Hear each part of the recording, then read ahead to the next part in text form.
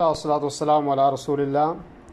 اسلامی عقیدے کے متعلق دروس کے سلسلے میں آج ہمارا یہ چوتھا درس ہے، جس میں عبادت کے ارکان کو ذکر کیا گیا ہے، اور عبادت کے ارکان یہ ہیں کہ محبت اللہ رب العالمین کے لیے ہو، اور خوف ہو اور امید ہو۔ اور محبت، خوف اور امید یہ تینوں چیزیں اللہ تعالیٰ کی عبادت کے اندر ہونی چاہیے۔ کوئی آدمی کہتا ہے میں اللہ سے صرف محبت کر کے اللہ کی عبادت کرتا ہوں، تو اس کی عبادت بھی درست نہیں ہے۔ کوئی صرف اللہ کے ڈر کی وجہ سے اللہ کی عبادت کرتا ہے تو یہ بھی درست نہیں ہے، اور کوئی صرف خالی اللہ تعالیٰ سے امید لگائے ہوئے تو یہ بات بھی درست نہیں۔ یہ تینوں چیزیں جو ہے وہ آدمی کے اندر ہونی چاہیے جب وہ اللہ تعالیٰ کی عبادت کر رہا ہو۔ تو جو انسان صرف محبت کے ساتھ اللہ کی عبادت کرتا ہے اور اس کی عبادت خوف اور رجا سے عاری ہوتی ہے تو وہ آدمی زندیق کہلاتا ہے، اور جو صرف خوف کے ساتھ عبادت کرتا ہے اور اس کی عبادت میں محبت و امید نہیں ہوتی تو وہ حروری اور خارجی ہوتا ہے۔ اسی طرح جو انسان محض امید کے ساتھ عبادت کرتا ہے اور خوف و محبت سے ناشنا رہتا ہے تو وہ مرجیہ ہے، اور مومن و موحد وہ ہے کہ جس کی عبادت محبت، خوف اور امید سے معمور ہوتی ہے۔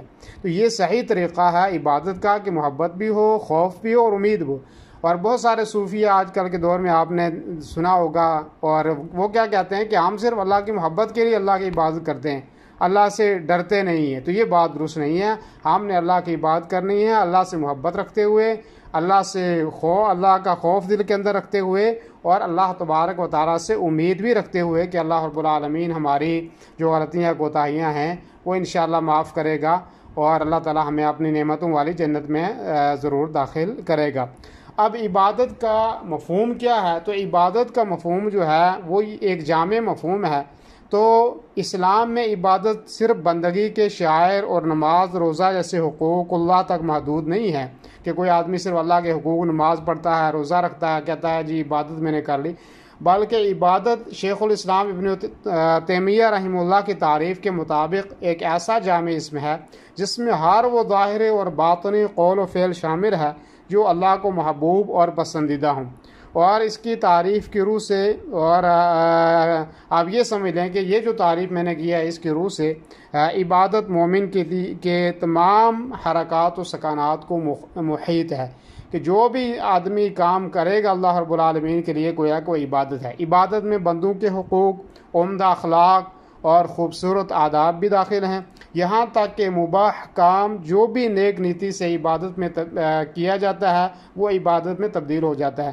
چنانچہ اگر کوئی شخص اللہ کی عبادت و اطاعت ادا کرنے کے لیے طاقت و قوت حاصل کرنے کے گھر سے کھاتا پیتا اور سوتا ہے تو یہ بھی آدمی بھی ثواب کا مستحق قرار پاتا ہے، اور بندہ اسی وقت نیک و صالح کہلا سکتا ہے جب کہ وہ حقوق اللہ کے ساتھ حقوق العباد بھی ادا کرے۔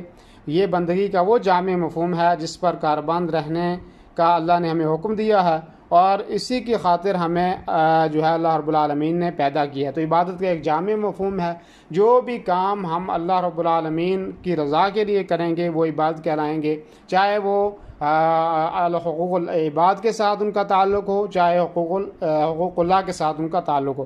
اللہ تعالیٰ کا یہ فرمان بھی آپ یاد رکھیں، اللہ فرماتا ہے وَاعْبُدُوا اللَّهَ وَلَا تُشْرِكُوا بِهِ شَيْئًا، کہ اللہ رب العالمین کی عبادت کرو اور اس کے ساتھ کسی کو شریک نہ کرو۔ وَبِالْوَالِدَيْنِ إِحْسَانًا، اور والدین کے ساتھ اچھا سلوک کرو۔ وَبِذِي الْقُرْبَىٰ، اور جو آپ کے پڑوسی ہیں ان کے ساتھ بھی اچھا سلوک کرو۔ وَالْيَتَامَىٰ وَالْمَسَاكِينِ، اور یتیموں اور مسکینوں کے ساتھ بھی اچھا سلوک کرو۔ وَالْجَارِ ذِي الْقُرْبَىٰ، اور وہ جو آپ کے رشتہ داروں میں آپ کے قرابت دار اور ہمسائے ہیں اور ان کے ساتھ بھی اچھا سلوک کرو۔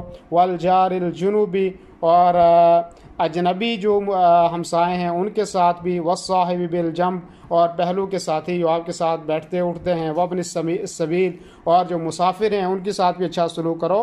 وَمَا مَلَكَتْ أَيْمَانُكُمْ، اور ان کے ساتھ بھی اچھا سلوک کرو کہ جو تمہارے ہاتھ میں ہیں، یعنی غلام ہیں، اور اسی طریقے سے نوکرانیاں وغیرہ ہیں۔ اور پھر اللہ رب العالمین نے فرمایا ان اللہ لا يحب من كان مختالا فخورا، کہ اللہ تعالیٰ یقیناً اللہ رب العالمین تکبر کرنے والوں کو اور اترانے والوں کو اور اکڑ کرنے والوں کو اللہ تبارک و تعالیٰ پسند نہیں کرتا ہے۔